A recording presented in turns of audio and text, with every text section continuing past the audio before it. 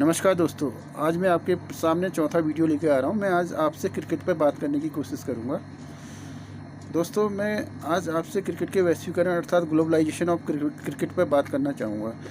दोस्तों, आज भी क्रिकेट में शिरकत करने वाले मुल्कों की संख्या काफ़ी कम है। इसकी वजह क्या है, इसमें मैं बाद में जानना चाहूँगा। अब इसके पूर्व में जहाँ जहाँ 1980 से मेरे को याद पड़ता है, क्योंकि उस समय हम 12-13 वर्ष के हुआ करते थे, बराबर रेडियो में कमेंट्री वगैरह सुना करते थे। तो हमें काफ़ी कुछ यादें तरोताज़ा रहती हैं। तो उस समय उसके हिसाब से आंकड़े वगैरह और स्थिति क्या थी, उसके हिसाब से डेवलपमेंट किस तरह से हुआ, कितने देश आगे बढ़े, कितने नए देश इसमें जुड़े, तो इसके बारे में ज़रा ब्यौरा देने की कोशिश करूँगा मैं आपको। दोस्तों, 1980 की बात है। उस समय तक दुनिया में जो टेस्ट प्लेइंग नेशन थे, जिन्हें आईसीसी पूर्णकालिक सदस्य देश कहती है, तो उनकी संख्या 6 थी। उसमें Bharat, Pakistan, England, New Zealand, Australia और वेस्ट इंडीज़ हुआ करते थे। हालांकि उसमें एक देश और हुआ करता था, साउथ अफ्रीका। वो भी पर्याप्त टेस्ट स्तर का दर्जा था उसका, लेकिन रंग भेद की नीति के कारण वह खेलों से बहिष्कृत था। तो 1980 इसमें एक दिवसीय मैच भी अपनी जो कि आज ओडीआई बोलते हैं, शैशव अवस्था में था। इतना स्थापित नहीं हुआ था दुनिया में, मतलब आरंभिक काल था इसका। हालांकि 2 विश्व कप हो चुके थे, पहला और दूसरा। 80 से पहले 2 विश्व कप हुए थे, वो दोनों ही वेस्ट इंडीज़ ने जीते थे। क्लाइ लॉयड उनके कप्तान हुआ करते थे, उनके नेतृत्व में जीते थे। तो इसके बाद तीसरा एक दिवसीय वर्ल्ड कप 1983 में हुआ था, जो प्रोड्यूसर कप के नाम से जाना जाता है, जो इंग्लैंड में हुआ था। और इससे भारत ने वेस्ट इंडीज़ को हराकर जीता था प्रथम बार। इससे भारत में क्रिकेट का काफ़ी फैलाव, विस्तार पाने का मौका मिला, काफ़ी लोकप्रियता अपने चरम पर पहुंची। इससे पूर्व में एक बात और आपको बताना चाहता हूँ। 1982 में 1982 में श्रीलंका को भी टेस्ट का दर्जा हासिल हुआ था। इससे पूर्व एक साल, इस विश्व कप से एक साल पूर्व टेस्ट का दर्जा हासिल हो चुका था।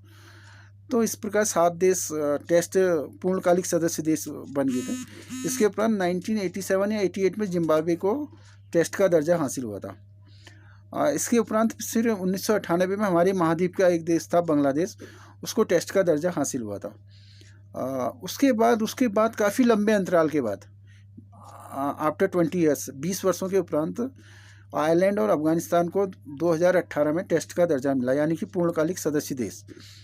तो देखिए दोस्तों, ये 40 वर्षों में मैं देखता हूँ कि जो टेस्ट का दर्जा हासिल करने वाले थे, वो मात्र 4 देश ही, 4 या 5 देशों को टेस्ट का दर्जा हासिल हुआ। ये बहुत दुखद स्थिति थी, क्योंकि इतने कम समय में इतना कम विकास किसी भी खेल का काफ़ी दुखद था। हालांकि इस बीच एक दिवसीय प्रारूप वगैरह अपनी लोकप्रियता बढ़ाते जा रहे थे इन देशों में। इन देशों में काफ़ी लोकप्रियता बढ़ाई एक दिवसीय क्रिकेट ने।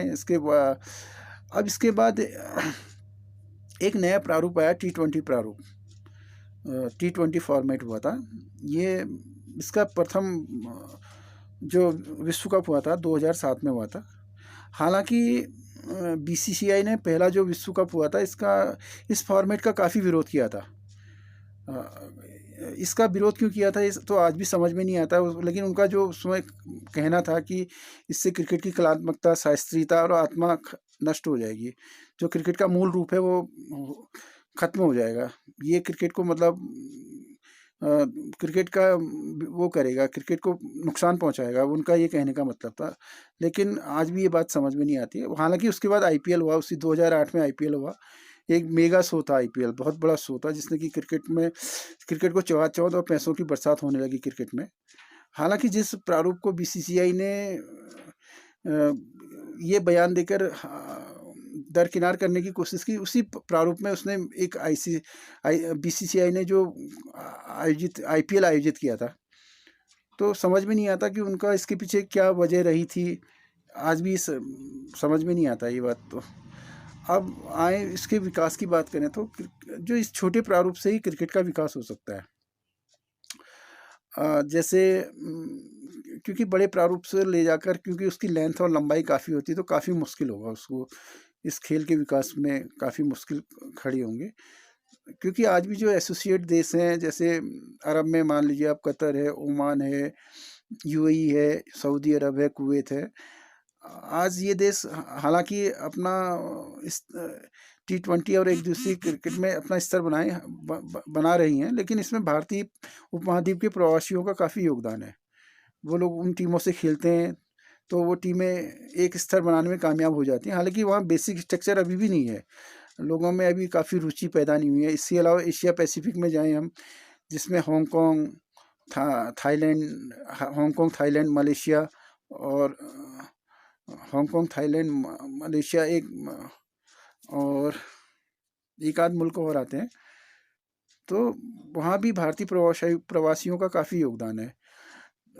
तो लेकिन इसके अलावा भारतीय प्रवासी इस अपना योगदान तो दे रहे हैं भारतीय उपमहाद्वीप के, चाहे उसमें पाकिस्तान हो, भारत हो, बांग्लादेश हो, कोई भी मुल्क हो, इनका काफ़ी इसके अलावा अमेरिका हो, यूएसए, कनाडा वगैरह की टीमें या यूरोप की कुछ टीमें हैं, उसमें जो टीमें आज बन रही हैं एसोसिएट स्तर पर, उसमें भारतीय प्रवासियों का महत्वपूर्ण योगदान है।